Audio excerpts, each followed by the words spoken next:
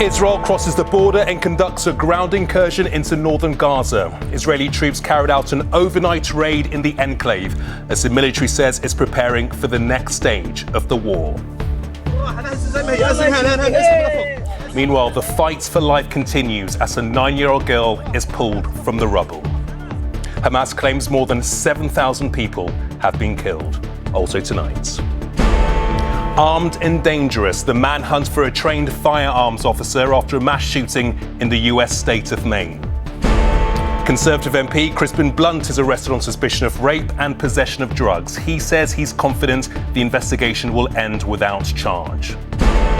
The warning from Britain's chief rabbi over fears anti-Semitism is reaching levels unseen in decades. And close encounter of the whale kind. The moment a windsurfer's body slammed by a humpback.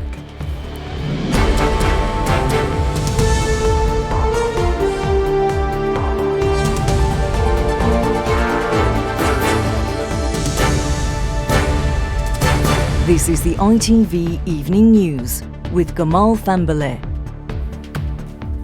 Good evening. Israel said today its forces carried out overnight raids in northern Gaza in order to prepare the battlefield for what it called the next stages of the war.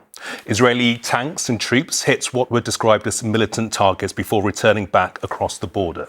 Meanwhile, in Gaza, there's been no let-up in the Israeli bombardment after the Hamas terrorist atrocities of October the 7th. Hamas claims more than 7,000 people have now been killed, including almost 50 hostages, while the UN is warning of an acute shortage of fuel. This report from Israel by our correspondent Rachel Townsend contains images you might find upsetting. Martha at the Old Bailey, thank you. Plenty more to come on the ITV Evening News, including scared to be openly Jewish in the UK as anti-Semitic hate crime soars by more than 1,000%. The fear that's running through the Jewish community now, I think we haven't had since 1945. Also, the plight of struggling students, how soaring rents are leaving some at university with just 50p to live on. Ringo, George, John. And find out how AI is bringing the Fab Four back together again. We'll have all of that and more after this break.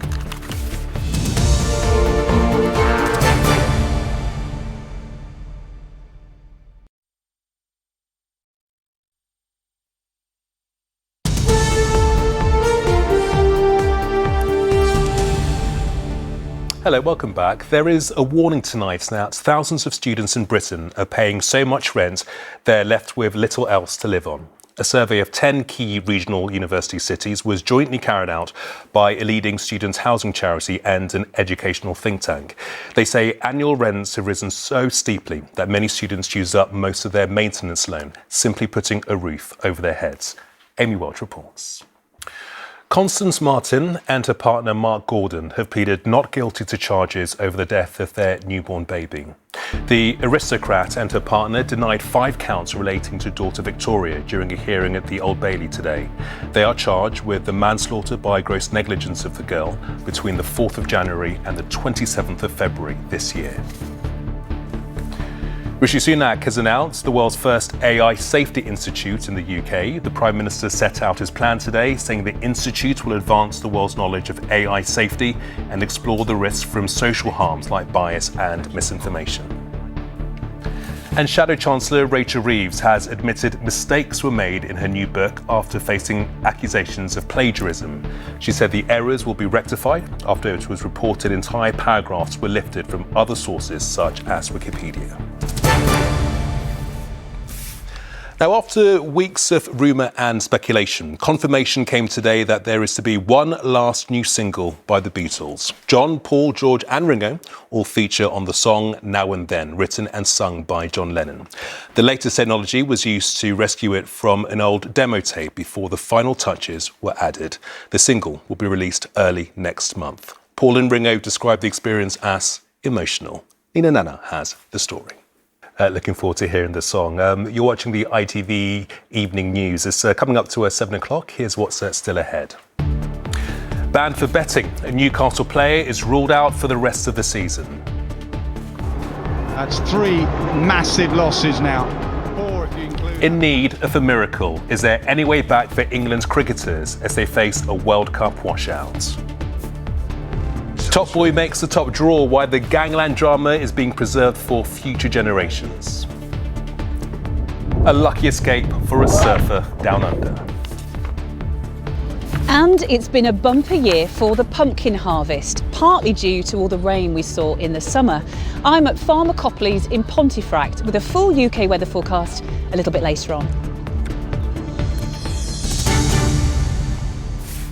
But first, a warning given to ITV News by Britain's chief rabbi that the fear among the Jewish community of anti-Semitic attacks is at its worst level since 1945. Sir Ephraim Mervis was speaking to us after attending an emotional meeting at a synagogue in Leeds, where people voiced their anxieties. Latest figures from the Met Police in London provide a snapshot of the recent spike in anti-Semitic hate crimes. Anti-Semitic hate crimes in London have increased by 1,350% since the Hamas atrocities which started the Gaza conflict. The Met recorded 218 anti-Semitic offences between the 1st and 18th of October this year. Last year, in the same period, there were just 15. Our UK editor, Paul Brand, accompanied the chief rabbi and filmed in Jewish communities where people rarely speak out. OK, still to come before Emmerdale. The wing surfer and the whale, how this Australian survived being hit by a humpback.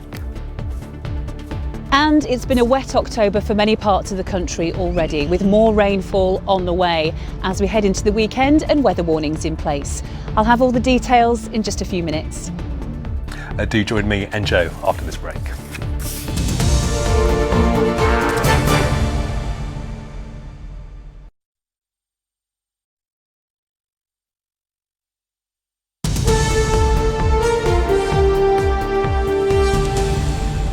Hello again. With Halloween around the corner and the clocks going back this weekend, autumn feels very much on the way in. And since you can't have Halloween without pumpkin, Joe's gone to a pumpkin farm for tonight's look at the weather.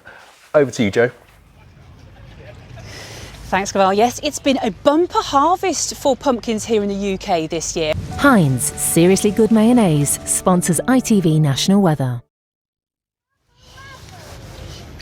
It feels like the nights are already drawing in as we go through the next few days. And don't forget, Saturday night into Sunday morning, the clocks go back an hour. Back to you. Joe, many thanks indeed. And finally, a wingfall surfer has released his own dramatic video of the terrifying moments a huge humpback whale burst clear of the water and landed right on top of him. What's perhaps even more extraordinary than the footage, however, is that Jason Breen lived to tell the tale with barely a scratch, and he wants to go back into the water. Ellie Pitts reports. A close encounter indeed. Tom Bradbury will be here with news at 10, but from me and all the evening news team, many thanks to you for watching. Bye-bye.